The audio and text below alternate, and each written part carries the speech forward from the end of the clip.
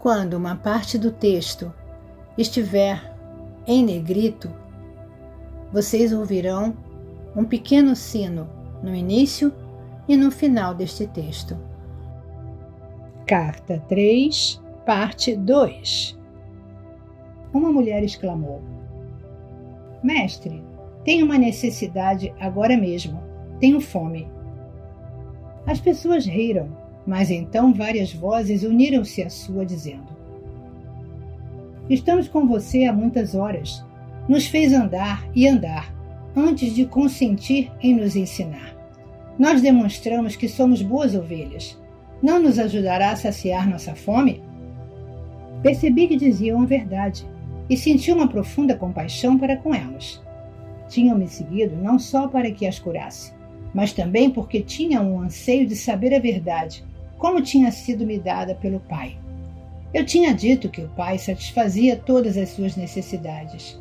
Esta seria uma oportunidade para mostrar o poder da fé e o poder que é Deus. Mostraria a elas que nada é impossível, quando verdadeiramente se acredita como eu acreditava e percebia. Chamei meus discípulos e pedi que procurassem alguém entre os presentes que tivesse alimento. Encontraram uma criança com pão e peixes e os trouxeram até mim. Afastei-me um pouco da multidão e tranquilamente contemplei o pão e os peixes, sabendo que não eram nada mais do que a mente poderosa de Deus, a substância de toda a matéria tornada visível. Sabia que a mente poderosa de Deus era ilimitada e poderosamente ativa dentro de minha consciência. Sabia que a natureza do Pai era a satisfação das necessidades. Enquanto abençoava o alimento, sentia o poder fluir totalmente pela minha mente, corpo e mãos, e sabia que a fome daquelas pessoas seria saciada. Não sabia de que maneira, simplesmente sabia que seria.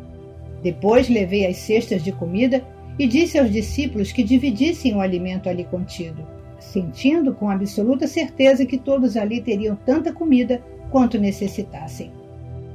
Ao cortar o alimento em pedaços e distribuí-lo, o mesmo se multiplicava, e assim foi acontecendo até que toda a multidão teve sua fome saciada.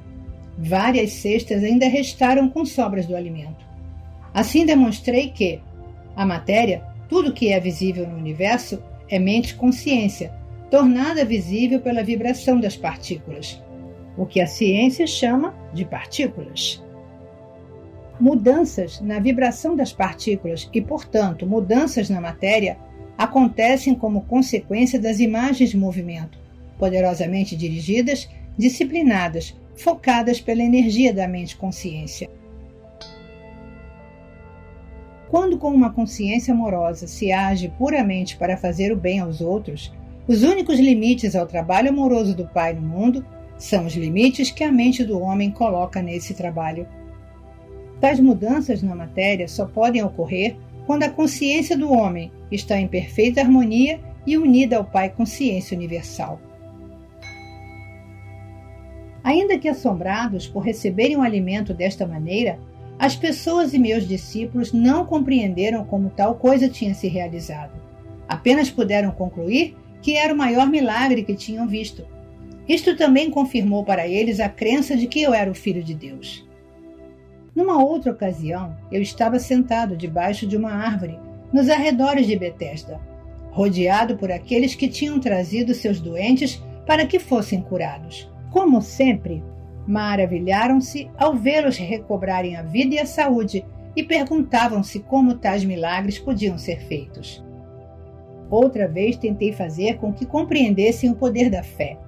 Nos evangelhos está escrito que eu disse que se um homem possuísse a fé do tamanho de um grão de mostarda, poderia mover montanhas. Esta afirmação é uma interpretação errônea do que verdadeiramente eu disse e revela o pouco que meus discípulos e os evangelistas compreendiam dos meus ensinamentos quando nós estivemos na Terra. Se alguém tivesse a fé do tamanho de um grão de mostarda, o que significa isso? Como se pode medir a fé de tal maneira? Fé, é um poder de total convicção, que toma conta da mente e não pode ser submetida a um tamanho. A fé, que surge de sua necessidade de crer em algo, porque tal crença servirá a seus propósitos de algum modo, pode ser poderosa e forte, mas nunca pode ser estimada com um conceito de tamanho. A crença é ainda mais forte. A crença é o fruto do ouvir dizer e da lógica. Porque você ouviu alguma coisa e está convencido de que o que ouviu ou leu é verdade, desenvolve uma profunda crença no que ouviu. Você crê que é verdade. Você crê de uma maneira total e completa, que desafia qualquer contradição. Constantemente eu dizia às pessoas: creiam que receberão, e receberão. Contudo, eu sabia que seria quase impossível que as pessoas algum dia tivessem a fé para realizar milagres, pois não importava o quanto explicasse a verdade, elas nunca teriam um intenso conhecimento que me foi dado no deserto. Mas agora relato, em alguma medida, a história de minha permanência na Terra, na Palestina, com a intenção de que você, meu leitor, comece a perceber e a compreender o conhecimento que me foi dado durante minha iluminação. Minha intenção é dar a você conhecimento. Saber algo de ouvir é o que se ouve de alguém, mas não se pode comprovar realmente que seja verdade. Conhecer é saber alguma coisa que foi dita, ou que você leu, e as novas informações tornam-se conhecimento porque o que você ouviu ou leu coincide logicamente e com realismo com todos os pedaços de conhecimento que você já tem e que pode compreender e crer de maneira realista e lógica. Você sabe que o que sabe é verdadeiro. Você tem um sentido de convicção. Até agora, alguns de vocês tiveram fé em Jesus Cristo, mas se pareciam a crianças precoces. Sua fé foi em parte cega e obediente, porém entrelaçada a muita dúvida. Portanto, quaisquer que fossem as suas necessidades, dependiam de Jesus para que a obra se realizasse. Mas na realidade, muito do que vocês creem ter recebido diretamente de Jesus foi sua própria fé em Jesus, que se tornou visível na forma das coisas pedidas. Ainda que esta fé ingênua seja muito importante para seu bem-estar, aqueles de vocês que são capazes de avançar no caminho espiritual rumo à perfeição devem agora alcançar um nível mais profundo de verdadeiro conhecimento sobre a relação entre a mente e a matéria. Sem este alicerce, as pessoas continuarão se emaranhando em mitos religiosos e ficarão aprisionadas na miséria da condição humana. Quando estava na Terra, eu disse a verdade às pessoas, mas ela foi continuamente mal interpretada.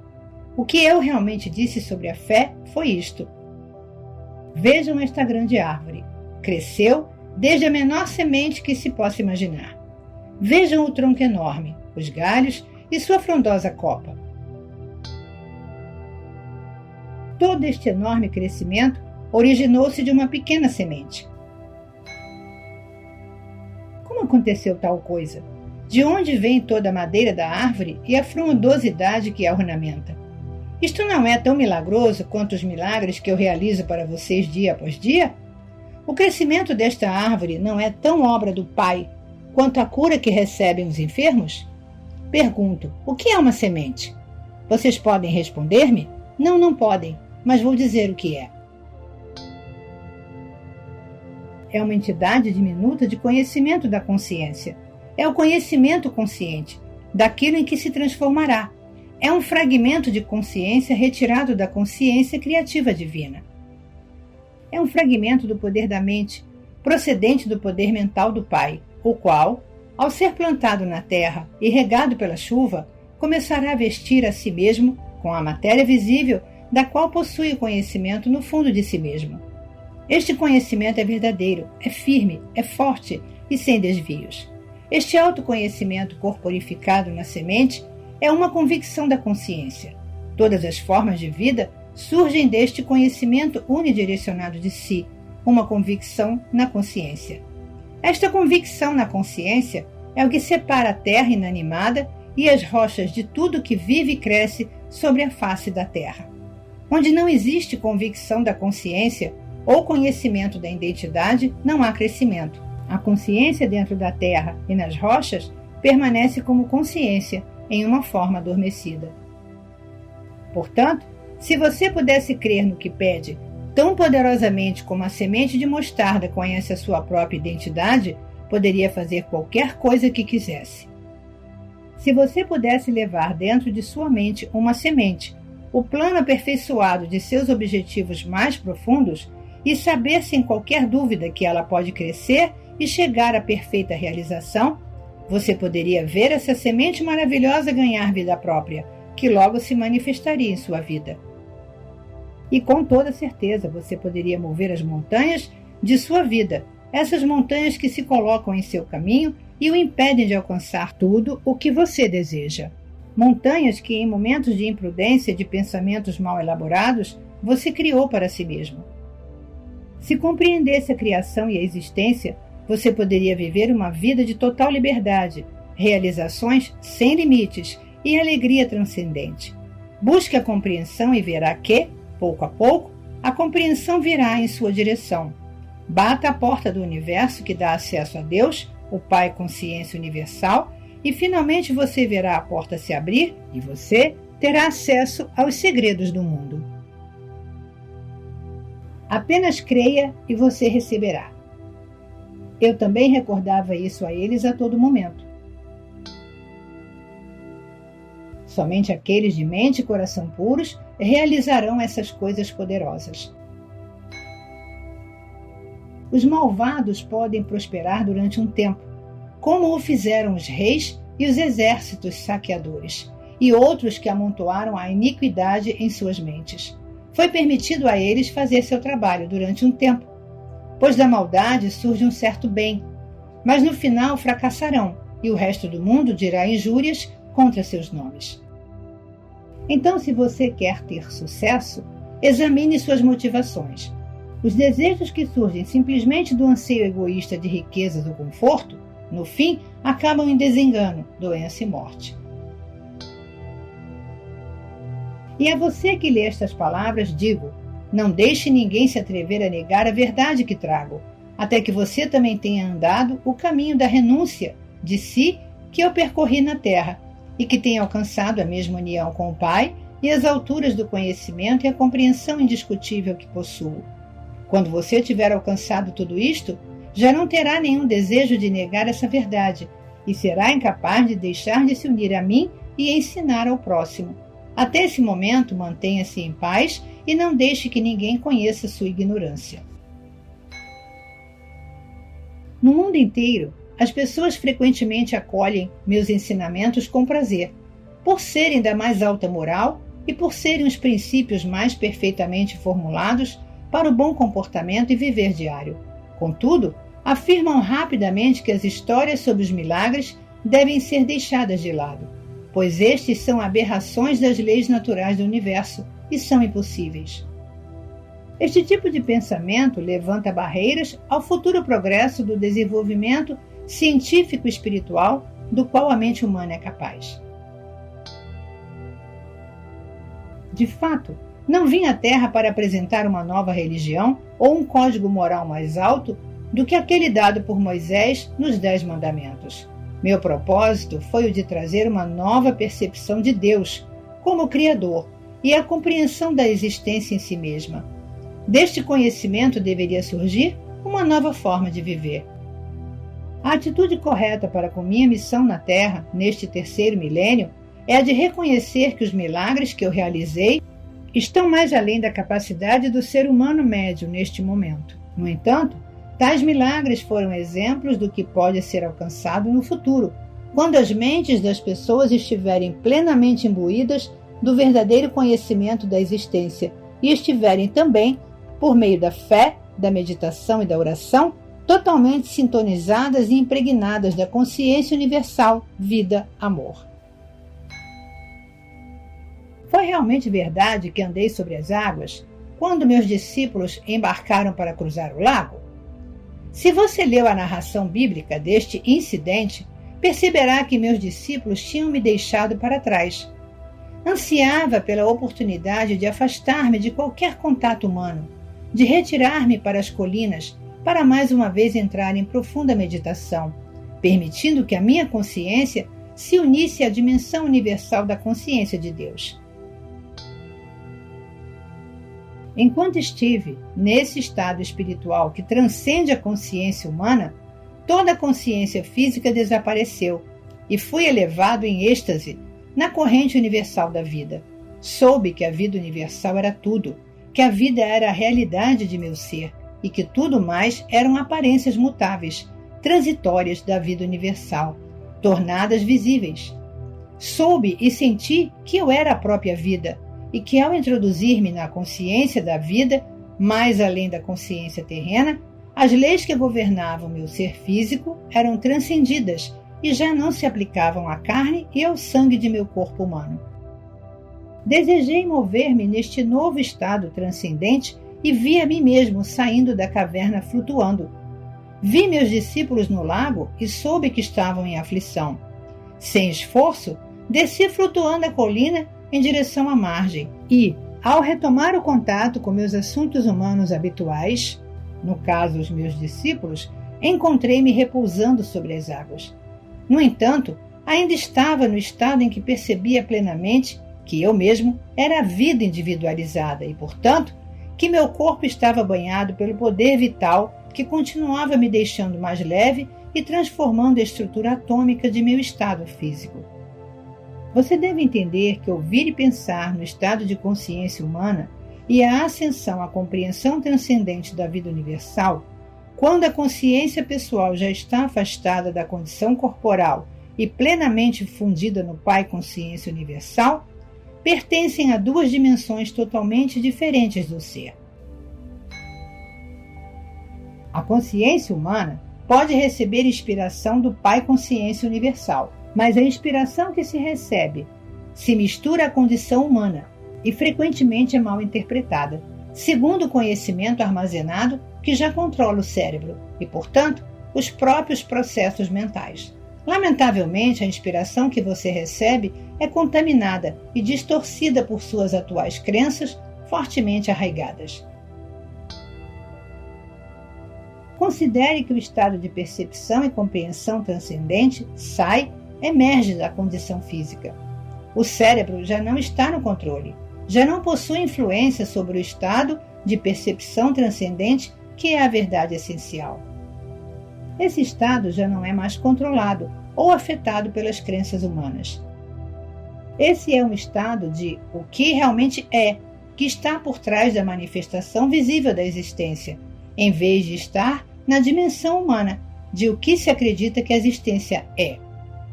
É nesse estado de consciência transcendente que os milagres não são mais do que o trabalho normal da lei universal.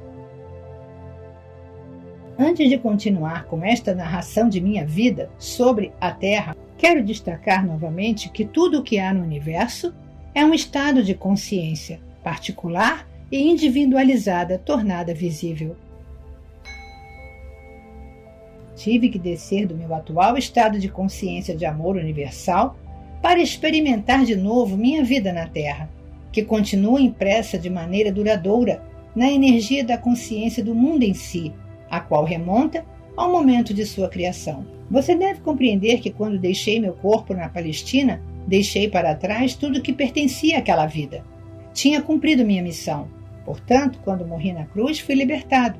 Fui elevado em luz gloriosa para participar da luz, para ser a luz e para regozijar-me na luz, que é amor universal, vida, beleza, harmonia, ventura e êxtase. Mover-se entre diferentes níveis de consciência não é tarefa fácil ou agradável. É somente porque minha missão na Terra não ficou completa, quando morri na Palestina, que volto agora para ajudar você a preparar sua entrada na nova era, uma fase nova da existência individualizada na Terra. Talvez você compreenda o que quero dizer com o desconforto deste empreendimento. Se tentar recordar-se de alguma profunda tristeza que sentiu em sua vida e puder observar que sua reação atual possui quase o mesmo grau de tensão e estresse emocional da ocasião em que tal acontecimento se deu. Refletir sobre algum sofrimento ou tristeza passada trará a você vontade de chorar. Você sentirá a depressão e a antiga angústia retornando ao reviver aquele momento em sua imaginação. Pode ser que você queira se afastar das pessoas porque sua consciência já desceu de seu estado anterior de equilíbrio feliz e de paz para experimentar, mais uma vez, as vibrações e as formas da consciência inferior que você criou no momento inicial de seu sofrimento. A mudança de ânimo indica uma mudança em suas energias de consciência. Uma elevação das vibrações de consciência trará a você uma elevação mental, emocional e física e fará com que você se sinta feliz. Uma redução de suas energias de consciência rebaixará o funcionamento de todo o seu sistema e você sentirá que uma depressão se inicia, ou ao menos uma queda do otimismo que sentia anteriormente. Estou explicando um fato da existência. Seu universo inteiro manifesta as diferentes frequências de vibração das partículas de energia da consciência. Ao moverem-se as frequências para cima ou para baixo, de um nível para outro, também as estruturas físicas e visíveis manifestam níveis de energias diferentes. Isso produz uma mudança nos padrões mentais e emocionais e da aparência. Ao descer do meu estado de consciência para voltar a entrar nas condições de meus tempos na Terra, o que me move é tão somente meu amor pela humanidade. Faz 2000 anos que os cristãos estão revivendo o trauma de minha crucificação. Alguns, inclusive, experimentaram o estigma, que nada mais é do que uma resposta emocional histérica e mórbida àquilo que acreditam que suportei. Essas pessoas se superexcitam até viverem picos emocionais próximos ao frenesi, imaginando a angústia dos meus sofrimentos antes de minha morte. Sua gratidão emocional pelo que suportei lança-os em um estado de estresse físico. Isso está sendo escrito num dia de Sexta-feira Santa, e vim especialmente para falar acerca de minha crucificação. Vim para dizer que você deve abandonar todo o drama referente à recordação daquele dia. Morri, e isso foi para mim uma libertação maravilhosa.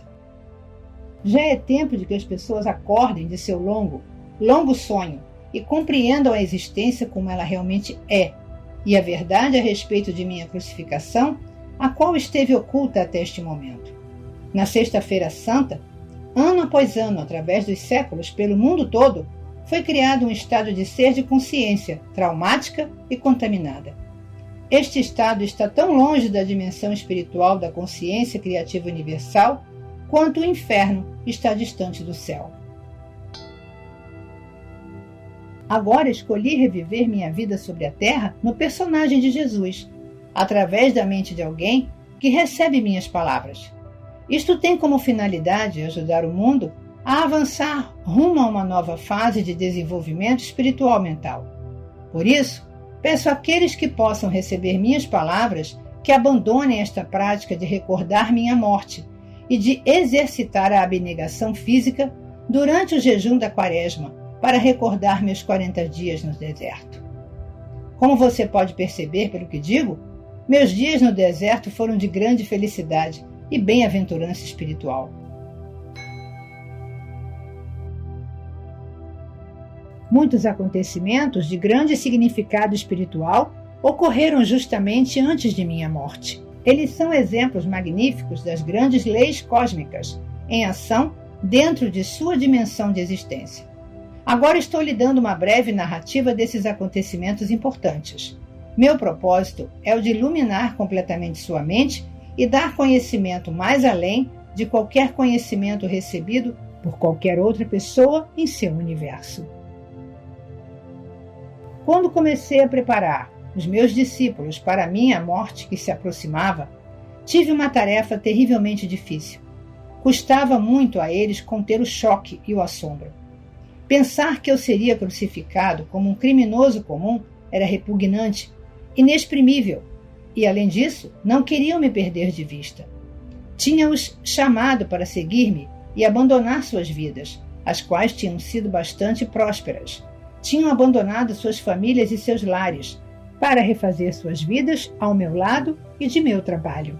Tinham se orgulhado de meu caminhar pelas cidades. Tinham estado dispostos a juntar-se a mim e eram conhecidos como meus discípulos, apesar da rejeição e a dura crítica dos líderes religiosos. E mais ainda, amavam-me e respeitavam-me, tanto pela forma como eu vivia meus próprios ensinamentos, como pela maneira como curava tantas pessoas com compaixão e pelo consolo que trazia às suas vidas desventuradas. Acreditavam verdadeiramente que eu era o Filho de Deus. Como o Filho de Deus podia acabar na cruz? Perguntavam-se.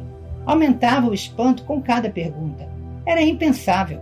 Sentiam que um tremendo vazio se abria diante de suas vidas, uma enorme cratera na terra onde pisavam e uma vasta extensão de instabilidade e de falta de propósito dentro deles mesmos.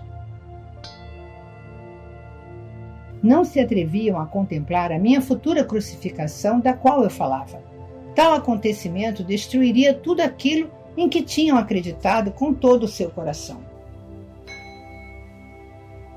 Desta maneira, meus discípulos resistiam muito fortemente ao que eu tentava dizer e afirmavam repetidamente que tal coisa nunca poderia ocorrer. Agi com firmeza contra as suas teimosas negativas e finalmente sentiram-se obrigados a silenciar seus argumentos e a, aparentemente, aceitar que tal coisa poderia ser possível. Disse a eles que depois de minha morte me veriam de novo e que esperava que continuassem o trabalho que eu tinha começado. A dor e as discussões que eu tinha provocado entre meus discípulos também me afetaram profundamente. Não era tarefa fácil ir a Jerusalém, onde o meu destino me esperava. Acima de tudo, perguntava-me se estaria à altura daquele grande desafio para a resistência.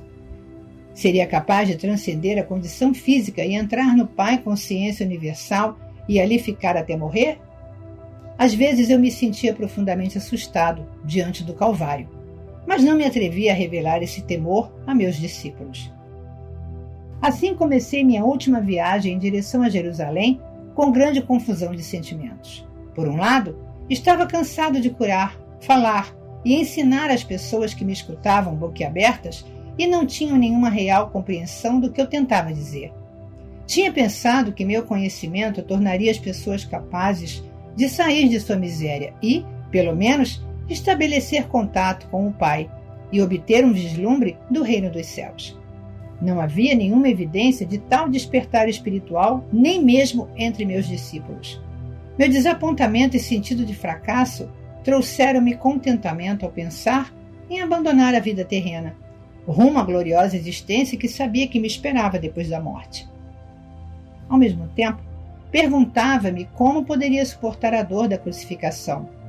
Ao longo de minha missão, meu estado mental era mais ou menos pacífico e consistente, frequentemente em júbilo, com os pensamentos focados no Pai Consciência Amorosa, autor de todo o ser, sabendo que bastava pedir, e o que pedisse rapidamente seria manifestado. Eu seria capaz de manter minha serenidade quando fosse apresentado diante do conselho, levado para a crucificação, pregado na cruz com meu peso pendurado pelas minhas mãos? Como estava dando lugar a dúvidas e temores, o nível normal das frequências de minha consciência estava baixando. Eu estava descendo novamente as frequências da consciência do plano terreno. Voltei a ser vítima de minha antiga agressividade que me incitava a atos irracionais, que eu não teria sequer considerado quando estava em meu estado anterior de total harmonia com o Pai Consciência Amorosa. Minhas dúvidas e conflitos se exteriorizavam em minha vida como emoções e impulsos humanos, que eram opostos à lei cósmica do amor.